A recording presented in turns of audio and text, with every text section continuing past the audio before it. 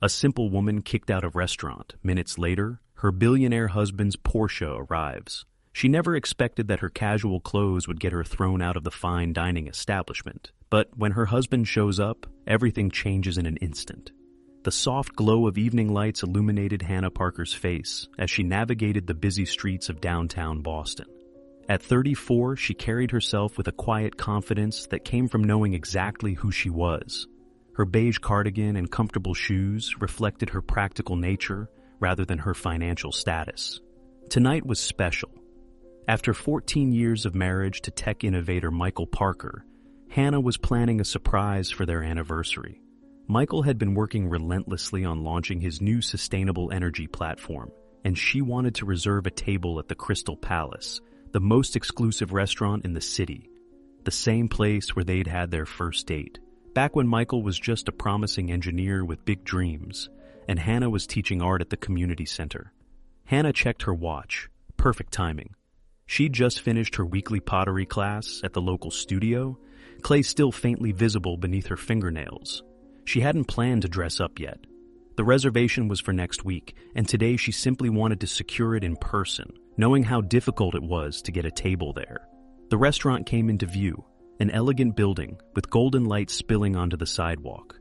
Through the large windows, Hannah could see crystal chandeliers hanging from ornate ceilings, illuminating tables draped in pristine white cloth, where Boston's elite dined in their finest attire.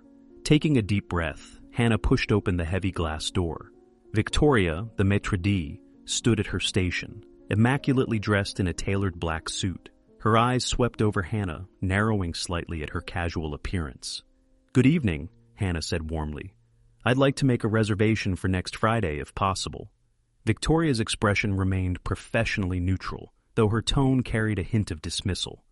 "I'm afraid we're fully booked for the next 3 months, madam." Hannah smiled, undeterred. "I understand how busy you must be. It's for a special anniversary, and this place means a lot to my husband and me." Before Victoria could respond, a man in an expensive suit approached the desk. Hannah recognized Richard Hammond, a local real estate developer known for his flashy lifestyle and regular appearances in Boston's social pages. "Victoria, my usual table isn't prepared properly," Hammond complained, not bothering to acknowledge Hannah's presence. "And I specifically requested the 82 Bordeaux to be ready." "Right away, Mr. Hammond," Victoria responded, her demeanor instantly transforming to attentive deference. Hammond finally glanced at Hannah, his eyes making a quick, dismissive assessment. He leaned toward Victoria, speaking in a stage whisper clearly meant to be overheard. "I thought this establishment had standards. Since when do we let just anyone walk in off the street?" Victoria cleared her throat uncomfortably. "Sir, I was just explaining that we're fully booked." Hannah felt a flush creep up her neck, but maintained her composure. "As I was saying, it would be for our anniversary. Perhaps I could speak with the manager about any possible—" "Listen," Hammond interrupted, turning to face her directly. "This isn't some casual diner. People wait months for reservations. They dress appropriately." He gestured toward her clay-stained jeans with distaste. Hannah straightened her shoulders. "I understand the restaurant's prestige, sir. I'm only trying to make a reservation for next week, not dine tonight." Hammond snorted. "Victoria, please handle this situation. My guests are waiting." As Hammond walked away, Hannah noticed several diners watching the exchange with interest, some with thinly veiled amusement.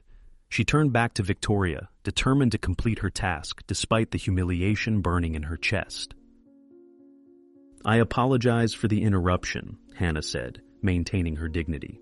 "As I was saying about the reservation—" Victoria cut her off with a practiced smile that didn't reach her eyes. "Perhaps I wasn't clear, madam. We simply don't have availability." Hannah reached into her purse. "I understand this is a prestigious establishment. I'm prepared to place a deposit if that would help secure a table." She pulled out her wallet, but Victoria held up her hand. "It's not a matter of deposits," she said, her voice lowering. "The Crystal Palace caters to a certain clientele. We have standards to maintain." The implication hung in the air between them. Hannah felt her cheeks burn, not from embarrassment now, but from indignation. "I see," she replied evenly.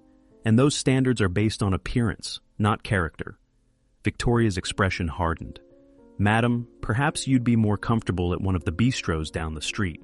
They're quite lovely and more accommodating to casual diners." From his table, Hammond watched the exchange with undisguised satisfaction. He raised his voice just enough to be heard by nearby tables. "Some people simply don't understand their place. This isn't a soup kitchen." A few patrons chuckled, emboldening the restaurant's female manager, Elaine, who had been observing from nearby. She approached with the confidence of someone accustomed to handling difficult situations. "Is there a problem here, Victoria?" she asked, her gaze fixed critically on Hannah. "This woman was just leaving," Victoria replied smoothly. Hannah stood her ground. "Actually, I was trying to make a reservation for a special occasion. My husband and I—" "Madam," Elaine interrupted, her tone condescending, "I must ask you to leave. You're disturbing our guests." Hannah looked around, bewildered. "I'm simply trying to make a reservation.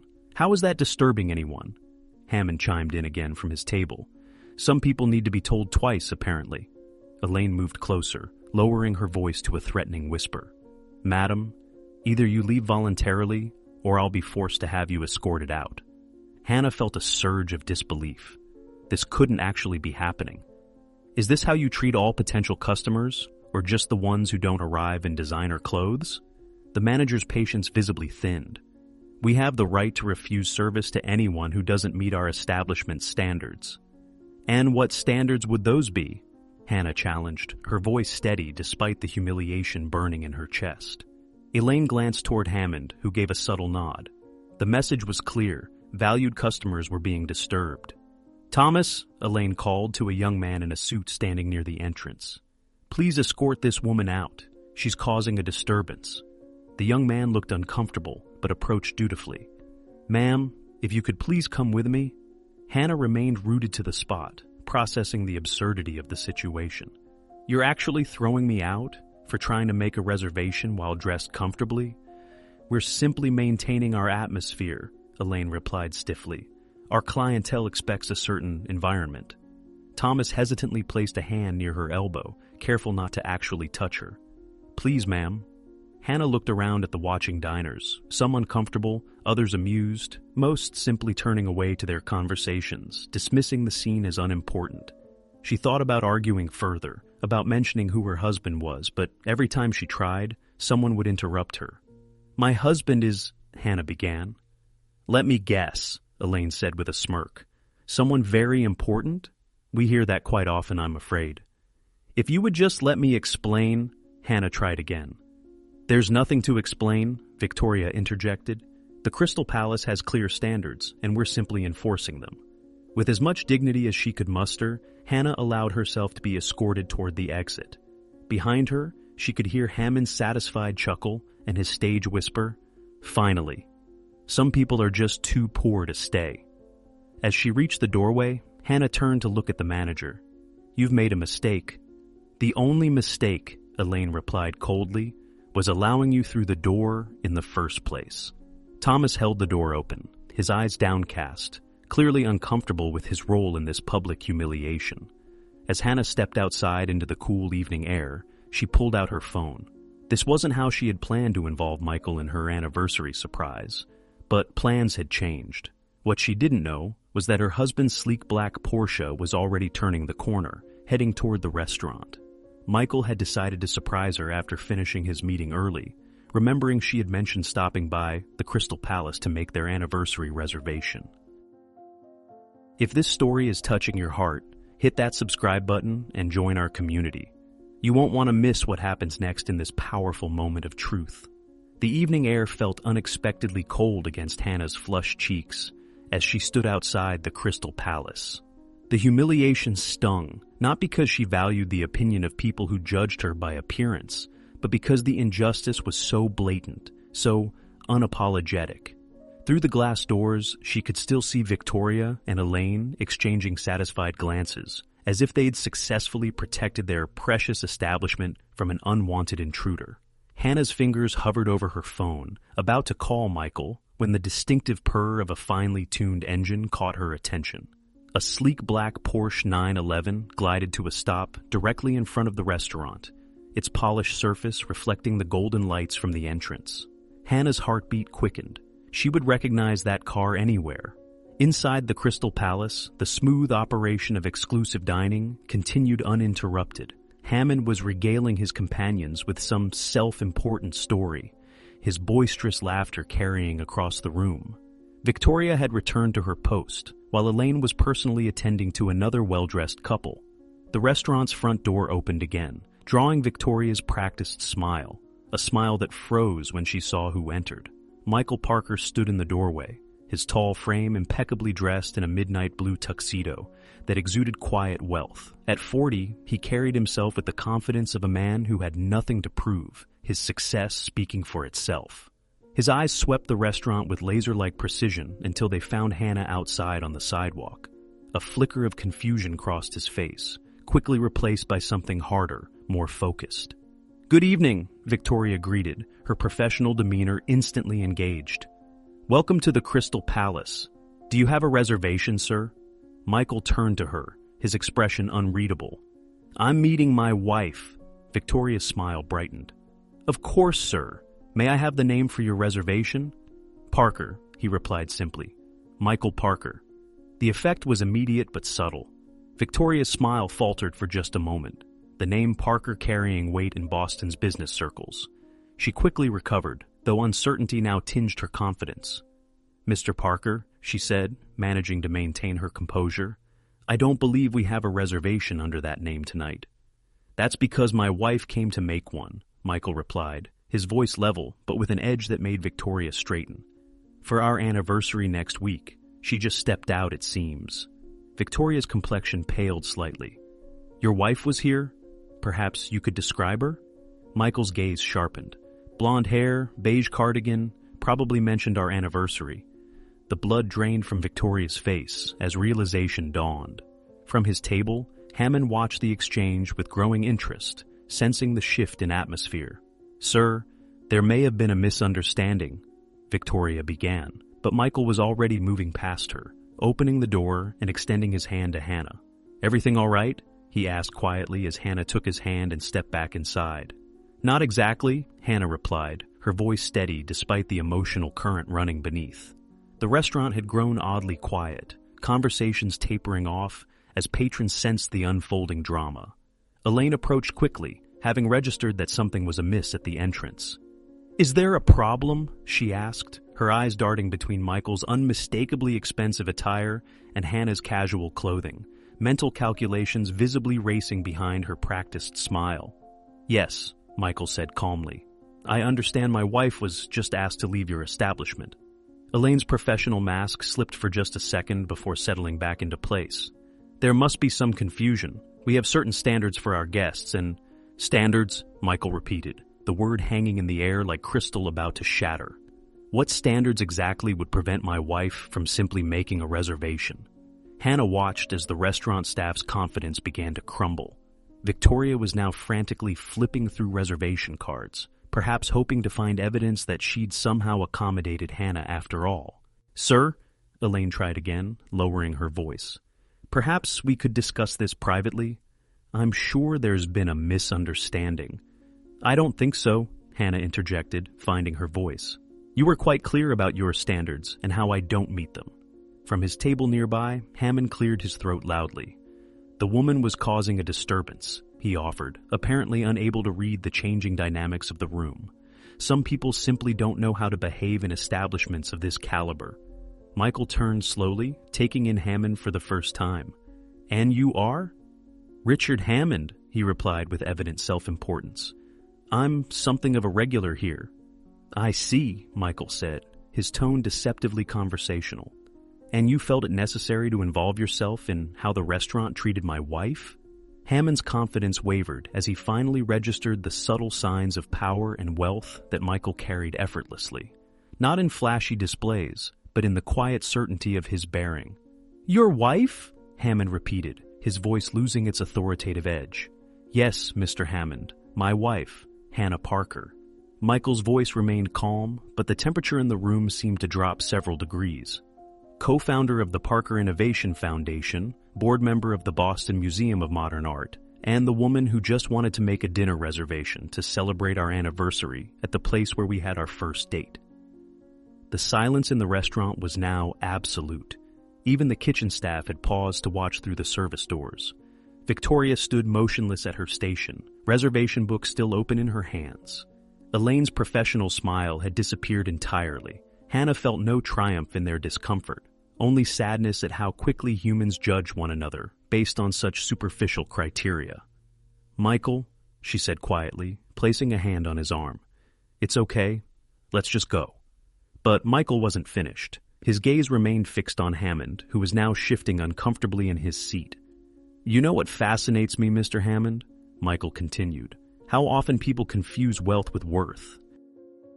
The Crystal Palace remained suspended in a charged silence. Every eye was fixed on the tableau near the entrance. Hannah in her simple clothes, Michael in his perfect tuxedo, and the restaurant staff caught in a moment of dawning horror. "Mr. Parker," Elaine finally managed, her voice no longer carrying its earlier condescension. "Please accept our most sincere apologies for this terrible misunderstanding. We would be honored to prepare a table for you and Mrs. Parker immediately." Michael's expression didn't change. "A misunderstanding," he repeated, the words hanging in the air. "Is that what we're calling it?" Thomas, the young man who had escorted Hannah out, stood nearby, his discomfort palpable. Unlike the others, he seemed genuinely distressed by what had transpired.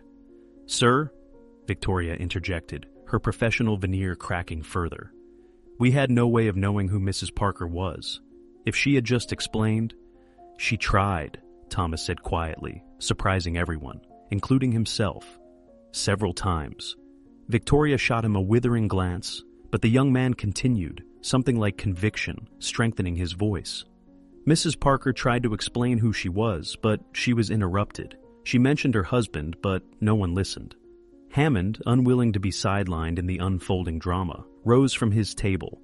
"Now, see here. The woman was clearly underdressed for an establishment of this caliber. Rules exist for a reason." Michael turned to face him fully. "Mr. Hammond, I'm curious. What exactly do you believe makes someone worthy of respect?" The question hung in the air, deceptively simple, yet devastating in its directness. Hammond blinked, caught off guard. "Well, obviously certain standards must be maintained," he blustered. "People work hard to achieve a certain position in life, and with that comes certain privileges." "Interesting," Michael replied. "My wife works with children who have nothing. She teaches art to help them express trauma they can't put into words. She sits on boards that determine how millions in charitable funds are distributed." His voice remained conversational, yet carried to every corner of the now silent restaurant. "She chooses to dress practically because her work is about substance, not appearance." Hannah squeezed Michael's arm gently. This display wasn't his usual style. Michael typically avoided confrontation, preferring to let his work speak for itself. But tonight, watching the righteous indignation in his eyes, she was reminded of why she had fallen in love with him all those years ago. "Michael," she said softly, "it's really okay." He looked at her, his expression softening. "It's not okay, Hannah. Not just because of you, but because of how many others they've probably treated this way. People who don't have the privilege of walking back in and exposing their prejudice." Elaine stepped forward, desperation now evident in her manner. "Mr. Parker, please, allow us to make this right. We can discuss this privately in my office." Michael turned back to her, his composure intact, but his resolve evident. "Make it right? I don't think you understand what's happened here. This isn't about getting a table now that you know who we are. It's about the fact that you believe some people deserve basic dignity and respect, while others don't." Several diners shifted uncomfortably in their seats. This wasn't the entertainment they had expected with their expensive meals. Not this mirror being held up to reflect the ugly side of exclusivity. From across the room, an elderly couple rose from their table. The woman, elegant in her understated evening wear, made her way over to Hannah and Michael. "Young man," she said, her voice carrying the weight of decades of Boston society, "you are absolutely right." The woman turned to face the restaurant staff. "My husband and I have been dining here for 20 years. We've watched this place change from a restaurant that valued character to one that values only appearances and connections. Tonight has confirmed what we've suspected for some time." Her husband joined her, nodding in agreement. "We won't be returning," he added simply. Hammond, realizing the tide was turning against him, attempted to salvage his position. "Now, Margaret," he said to the elderly woman, "surely you're overreacting. Standards must be maintained or else—" "Or else what, Richard?" Margaret challenged. "Or else we might have to judge people by their character rather than their clothing. What a terrible thought." Thomas stepped forward again, removing his server's jacket. "Ms. Elaine, I quit. I've been uncomfortable with how we profile guests for months, but tonight crossed a line I can't support." Victoria's composure finally cracked completely. "Thomas, don't be ridiculous. Think about your career." "I am," he replied simply, placing his jacket on the reception desk. Hannah watched this cascade of consequences with mixed emotions. She hadn't wanted this, hadn't intended to disrupt so many lives or create such a scene. Yet perhaps this moment of reckoning was overdue. "Michael," she said quietly, "let's go home." Michael nodded, knowing that spectacle had never been Hannah's style. As they turned to leave, Elaine made one desperate final plea. "Mr. Parker, please, your reservation for your anniversary. We would be honored to host you. Complimentary, of course." Michael paused at the door, turning back to face the restaurant. The patrons, the staff, Hammond, all waited for his response. "The purpose of our anniversary dinner," he said finally, "was to celebrate love, growth, and values that matter. I'm afraid those values are incompatible with what this establishment represents." As they stepped outside into the evening air, Hannah slipped her hand into Michael's. "That was quite a scene," she said, a smile playing at the corner of her lips. "Too much?" he asked, suddenly uncertain. Hannah considered this for a moment. "No," she decided. "Not too much. Sometimes the world needs to be reminded that worth isn't determined by appearances." As they walked toward Michael's Porsche, neither noticed the young server, Thomas, exiting the restaurant behind them. He called out hesitantly, "Mr. and Mrs. Parker?" They turned, surprised. "I just wanted to say—" He began, then gathered his courage.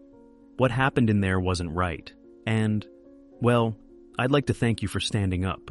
Not just for Mrs. Parker, but for all the others who've been treated that way, but couldn't do anything about it." Michael smiled, extending his hand. "Thank you for speaking the truth, Thomas. That takes real courage." "Do you have other plans?" Hannah asked suddenly. No, ma'am," Thomas replied, confusion evident on his face. "Then join us for dinner," she offered. "We know a wonderful little Italian place where they judge the food, not the guests." As the three walked away from the Crystal Palace, the weight of the evening's confrontation lifted. Behind them, through the restaurant's windows, Elaine could be seen addressing her staff with urgent gestures. Victoria sat at her station, shoulders slumped, and Hammond stood alone at his table, the center of attention he'd so craved now, focused on him for all the wrong reasons. 3 weeks later, Hannah sat at her pottery wheel, fingers coated in clay as she shaped a simple vase. The afternoon sunlight streamed through the windows of her studio, illuminating particles of dust dancing in the air. This was her sanctuary, a place where worth was measured by intention and effort, not appearances or status. The door opened quietly, and Michael entered carrying 2 cups of coffee. He placed one near Hannah, careful not to disturb her work, then leaned against the wall to watch her skilled hands transform formless clay into something beautiful. "The board approved Thomas's proposal," Michael said after a comfortable silence. "Full funding for the Community Arts Initiative." Hannah smiled without looking up from her wheel. "I had a feeling they would. He has a natural talent for seeing potential where others don't." After that night at the Crystal Palace, Thomas had reached out to Hannah about his long-held dream of creating accessible arts programs in underserved communities. With her guidance, he'd developed a proposal for the Parker Innovation Foundation, transforming his experience in the service industry into valuable insights about breaking down barriers to participation. "Did you see the article?" Michael asked, sipping his coffee. Hannah nodded. The Boston Globe's feature on the Crystal Palace had created quite a stir in the city's dining scene. Not because it exposed what had happened to Hannah. She had specifically asked that her name be kept out of it, but because it sparked a broader conversation about exclusivity, judgment, and the invisible barriers that divided people. "Victoria called again," Michael added. "3rd time this week." After the incident, Victoria had left the Crystal Palace, her departure part of the restaurant's very public commitment to re-examine its values. Her heartfelt letter of apology to Hannah had been unexpected, not just expressing regret for that one evening, but acknowledging a pattern of behavior she was now working to change. "Maybe we should talk to her," Hannah suggested, her hands still working the clay. "Everyone deserves a chance to grow." Michael smiled at his wife's characteristic compassion. "You never cease to amaze me, you know that? After how she treated you." "It's not about forgetting what happened," Hannah clarified, finally looking up from her work. "It's about choosing how that experience shapes us moving forward. Victoria might become a powerful advocate against the very thinking she once embodied." Michael nodded, understanding. This was why he had fallen in love with Hannah in the first place, her ability to see beyond the surface, to find potential for good in the most unlikely places. It was what made her work with children so transformative, what made her presence on foundation boards so valuable, and what made her his moral compass when success threatened to distort his perspective. "We still haven't decided where to celebrate our anniversary," Michael reminded her. Their actual anniversary was just 2 days away. Hannah's hands stilled on the clay. "Actually, I have an idea about that."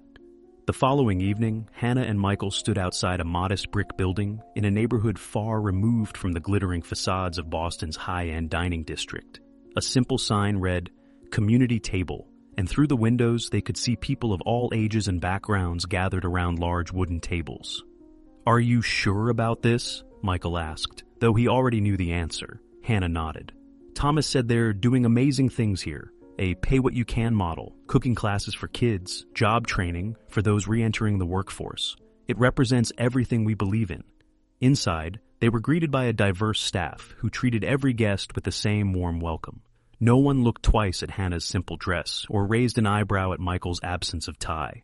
They were seated at a long table beside a family celebrating a child's birthday and across from an elderly man dining alone. Throughout the meal, simple but beautifully prepared food, Hannah and Michael were struck by the genuine community being fostered within these walls. Conversations flowed freely between tables. Laughter erupted spontaneously.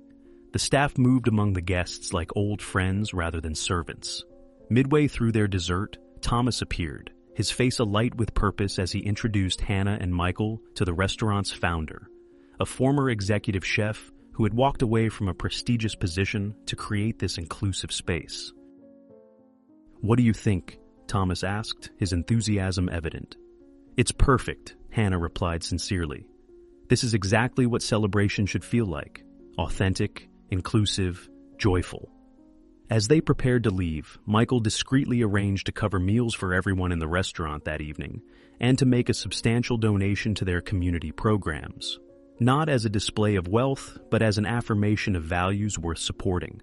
Outside, under a canopy of emerging stars, Hannah slipped her hand into Michael's as they walked to his car, the same Porsche that had caused such a stir at the Crystal Palace, now just a means of transportation rather than a statement. "Happy anniversary," Michael said softly, stopping to face his wife. 14 years, and you still help me see the world more clearly." Hannah smiled, the lessons of recent weeks settling into perspective. "Do you remember what you told me when we first met? That the most valuable things in life can't be bought or displayed?" Michael nodded, remembering their early conversations when he was just a promising engineer and she was teaching community art classes. "That night at the Crystal Palace," Hannah continued, "reminded me that we're all constantly making choices about what we value, about who deserves respect and attention. And those choices reveal who we truly are." As they drove through the city streets, neither Hannah nor Michael noticed the small sign in the window of what had once been the Crystal Palace. Under new management, all are welcome.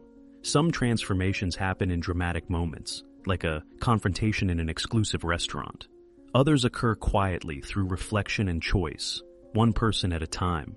But all meaningful change begins with the recognition that true worth can never be determined by appearances alone. If this story touched your heart, don't forget to subscribe and share your thoughts in the comments below. Where are you watching from? Has someone ever misjudged you based on appearances? Your experiences matter to our community. We'll see you in our next powerful story that reminds us all of what truly matters in life.